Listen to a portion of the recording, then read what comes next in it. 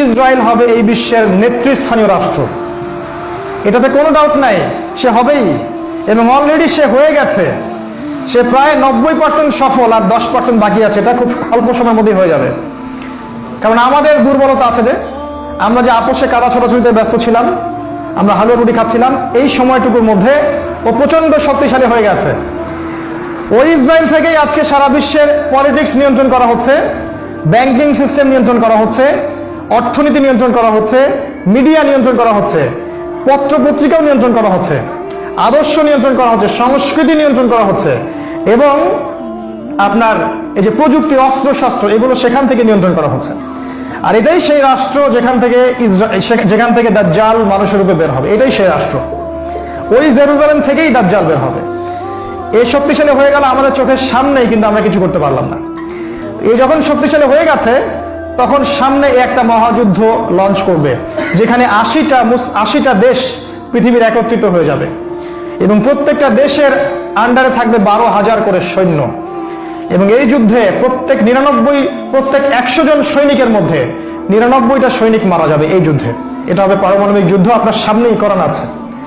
এরা যে স্বপ্ন দেখায় ভিশন 20, 30, 50, 100, এগুলো সব বোগাস। এতদিন পর্যন্ত এই ওয়ার্ল্ড আর সার্ভাইভ করবে বলে আমরা মনে করি না। আল্লাহু আ'লাম বিসওয়াব, আল্লাহ পাক ভালো জানেন। আমাদের রিসার্চ হচ্ছে এতদিন পর্যন্ত ওয়ার্ল্ড সার্ভাইভ নাও করতে পারে, না করার সম্ভাবনা 95%। এই মালহামা পরে ইমামুল মাহদী আসবেন শেষের দিকে, এবং তিনি মুসলিমদের হাল ধরবেন এবং প্রচুর সংখ্যক মুসলিম এই যুদ্ধে মারা যাবে।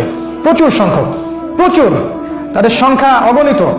কিছু মুসলিম যুদ্ধের মাঠ থেকে পালিয়ে যাবে, যাদেরকে আল্লাহ পাক মাফ করবেন না, আর অল্প কিছু মুসলিম বাকি থাকবেন, যাদের হাতে আল্লাহ রাব্বুল আলামিন এই যুদ্ধের শেষের দিকে গিয়ে বিজয় দান করবেন ইনশাআল্লাহ। এবং আমাদের খোরাসান থেকেও একটা বাহিনী যাবে, যারা জেরুজালেম পর্যন্ত পৌঁছে যাবে, ইমামুল মাহদীর সাথে যোগ দিবে। পৃথিবীর কোন শক্তি, নবীজি বলেছেন, পৃথিবীর কোন শক্তি তাদের পথে বাধা হয়ে দাঁড়াতে পারবে না। তিনি বলেছেন, তোমরা যদি হামাগুড়ি দিয়ে হয় বা বরফের উপর স্ক্রল করেও হয়, তোমরা যদি ওদেরকে পেয়ে যাও তাহলে তাদের সাথে যুক্ত হইও। এটা নসিহত নবী সাল্লাল্লাহু আলাইহি ওয়াসাল্লামের। এটা আসবে সামনের এই সময়টা। এই মালহামা পরে যখন মুসলিমরা আবারও বিজয়ের আসনে আসবে, তখন মুসলিমরা জয় করবে কনস্টান্টিনোপল বা তুরস্কের ইস্তাম্বুল। এটা এখন নেটোর হাতে চলে গেছে, এটা আবারও মুসলিমদের হাতে চলে আসবে। তারপর ঘোষণা করা হবে যে মাসিহুদ দাজ্জাল মানুষের রূপে বের হয়েছে। কোথায়? ওই জেরুজালেমে। তখন মুসলিমরা সেখানে ছুটবে। দাজ্জালের বাহিনীর সাথে মুসলিমদের ব্যাপক ফাইট হবে, কিন্তু মুসলিমরা তাদের সাথে পেরে উঠবে না। কেন পেরে উঠবে না? কারণ আল্লাহ পাক দাজ্জালকে এজন্য এভাবেই সৃষ্টি করেছেন। সে একটা পরীক্ষা, একটা ফিতনা। তার হাতে আল্লাহ পাক প্রচুর ক্ষমতা দিবেন। সে বৃষ্টি বর্ষণ করতে পারবে, সে প্রযুক্তি নিয়ন্ত্রণ করবে, সে আকাশ নিয়ন্ত্রণ করবে, সে প্রত্যেকটা শহরে প্রবেশ করবে, প্রতিটা শহরে সে খুব দ্রুত ফ্লাই করতে পারবে। তার হাতে খাবারের মজুদ থাকবে, মানুষকে দুর্ভিক্ষের মধ্যে সে ফেলে দিবে। যারা তার আনুগত্য করবে সে তাদেরকে খাবার দিবে, মানে ইকোনমিক প্রোগ্রেস দিবে। যারা ওকে অনুসরণ করবে সে তাদেরকে সোনা রূপা দিয়ে দিবে। যারা ওকে অস্বীকার করবে সে তাদেরকে দুর্ভিক্ষ দিবে, মেরে ফেলবে। এক কথায় যারা দাজ্জালকে অনুসরণ করবে তাদের প্রত্যেককে দাজ্জাল প্রোগ্রেস দিবে, উন্নতি অগ্রগতি দিবে, তাদের জিডিপি বাড়তে থাকবে এক কথায়। আর যারাই মাসিহুদ দাজ্জালের বিরোধিতা করবে তাকে সে একদম ধ্বংস করে ফেলবে, একদম ধ্বংস। অর্থনৈতিক দিক থেকে, শারীরিক দিক থেকে রাষ্ট্রগুলো আক্রমণ করবে, সে পুরো ম্যাসাকার করে ফেলবে। তার হাতে আল্লাহ পাক এরকম ক্ষমতা দিবেন। এজন্য মুসলিমরা তাদের সাথে পেরে উঠবে না। তাহলে কি হবে? আল্লাহ রাব্বুল আলামিন তখন মুসলিমদের দোয়া কবুল করবেন এবং ঈসা আলাইহিস সালামকে আকাশ থেকে পাঠাবেন এই পৃথিবীতে আবারও ইনশাআল্লাহ। এবং ঈসা আলাইহিস সালাম সিরিয়ার দামেস্কে সাদা মিনারের উপরে নামবেন এবং ইমামুল মাহদীও সেখানে থাকবেন। সেখানে ফজরের নামাজ পড়া হবে, ইমামুল মাহদী ইমামতি করবেন, আর এই ঈসা আলাইহিস সালাম পিছনে মুক্তাদি হয়ে থাকবেন। এটা আমাদের জন্য গর্বের বিষয়। এরপরে ঈসা আলাইহিস সালাম বলবেন যে অবরোধ তুলে দেওয়া হবে, মসজিদের দরজা খুলে দেওয়া হবে এবং ঈসা আলাইহিস সালামকে দেখা মাত্রই মাসিহুদ দাজ্জাল পালাতে শুরু করবে এবং দাজ্জালের বাহিনী অর্থাৎ ইহুদি খ্রিস্টান সভ্যতার সাথে মুসলিমদের যুদ্ধ হবে। নবী সাল্লাল্লাহু আলাইহি ওয়াসাল্লাম বলেছেন, হাদিসে শোনেন, নবীজি বলেছেন, লা তুকাতিলুনাল ইয়াহুদ, শেষ জামানায় তোমরা অবশ্যই ইহুদিদের সাথে যুদ্ধ করবে, অবশ্যই করবে।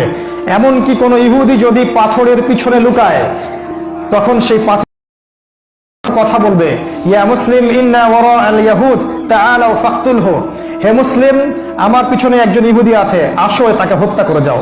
এটা পাথর পর্যন্ত কথা বলবে। ফিলিস্তিনের বাবে লুদ নামক জায়গায় দাজ্জালকে হত্যা করা হবে। ওই বাবে লুদটা ইন্টারনেটে গিয়ে দেখবেন, সেখানে ইসরায়েলের বিমানবন্দর তৈরি করা আছে এখন। এই বাবে লুদেই এখনই তৈরি করা আছে। আমি তো আগে বললাম যে দাজ্জাল আকাশ নিয়ন্ত্রণ করবে, ওই বাবে লুদের এয়ারপোর্ট থেকেই সে আকাশ নিয়ন্ত্রণ করবে। আমার মত এটা, এটা আমার মত, আমার বুঝ এটা। ওই বাবে লুদে সবচেয়ে বড় একটা এয়ারক্রাফটের ঘাঁটি তারা মজুদ করেছে এই বাবে লুদের মধ্যে, প্যালেস্টাইনে। আর ওই জায়গায় ঈসা আলাইহিস সালাম এই মাসিহুদ দাজ্জালকে হত্যা করবে। এরপরে ঈসা আলাইহিস সালাম জেরুজালেম থেকে ইমামুল মাহদিকে সাথে নিয়ে পুরো বিশ্বে ইসলামী খেলাফা বাস্তবায়ন করবে, পুরো বিশ্বে। নবীজি বলেছেন, একটা পাকা বাড়ি, একটা কাঁচা বাড়িও বাদ থাকবে না যেখানে ইসলামের কালিমা লা ইলাহা ইল্লাল্লাহ প্রবেশ করবে না। একটা কাঁচা বাড়ি, একটা পাকা বাড়িও বাদ থাকবে না। এরপরে ঈসা আলাইহিস সালাম 40 বছর এই পৃথিবীতে ইসলামী খেলাফা বাস্তবায়ন করবেন।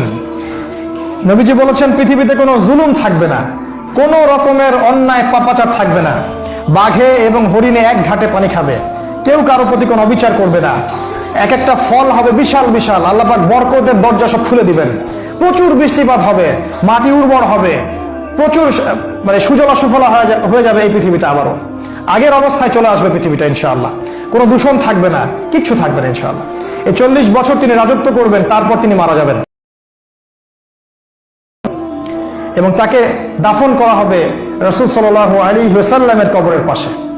আর ইমামুল মাহদী আরো আগেই মারা যাবেন। তিনি 7 বা 9 বছর রাজত্ব করবেন, এই মুসলিম উম্মাহকে নেতৃত্ব দিবেন। এই অবস্থাটা সামনে আসতে যাচ্ছে। এই কথাগুলো আপনাকে কোনো সেকুলার মিডিয়া বলবে না, কোনো কাফের মিডিয়া বলবে না, কোনো পত্র পত্রিকায় পাবেন না। ইভেন এখন ওয়াজ মাহফিলে এগুলো বলা বন্ধ হয়ে গেছে। এই কথাটা আমি কেন বললাম, শুধু এত যে বড় একটা কথা আমি বললাম, এত ডিটেলস বললাম, এটার কারণ একটাই, যাতে আপনি হীনমন্যতায় না ভোগেন। কারণ সামনের যে বিজয়ের সময়টা, সেটা আমাদের বিজয়ের সময়। কোনো সন্দেহ নাই যে এই সময়টা অবশ্যই আসবে, কারণ প্রিয় নবী মুহাম্মদ সাল্লাল্লাহু আলাইহি ওয়াসাল্লাম তার পবিত্র জাবান এটা বলে গেছে। আমাদের নবী সাল্লাল্লাহু আলাইহি ওয়াসাল্লাম তার অলৌকিক পবিত্র জাবান এটা বলে গেছেন, কোন শক্তি নাই পৃথিবীর এই কথাকে উল্টে দিতে পারে ইনশাআল্লাহ তাআলা। অতএব এখন যে দেখছেন এই যে সেকুলারদের দাপট, এই যে কাফেরদের দাপট, নাস্তিকদের দাপট, মুরতাদদের দাপট, একদম সব ওদের হাতে। অর্থনীতি, রাজনীতি, এভরি সিঙ্গেল সেক্টর ওরা কন্ট্রোল করছে। এর কিচ্ছু অবশিষ্ট থাকবে না ইনশাআল্লাহ তাআলা। ওরা যতই চেষ্টা করে নিক না কেন, তারা ইসলামের এই অপ্রতিরোধ্য গতিটা ঠেকাতে পারবে না ইনশাআল্লাহু আযজা ওয়া জাল্লা।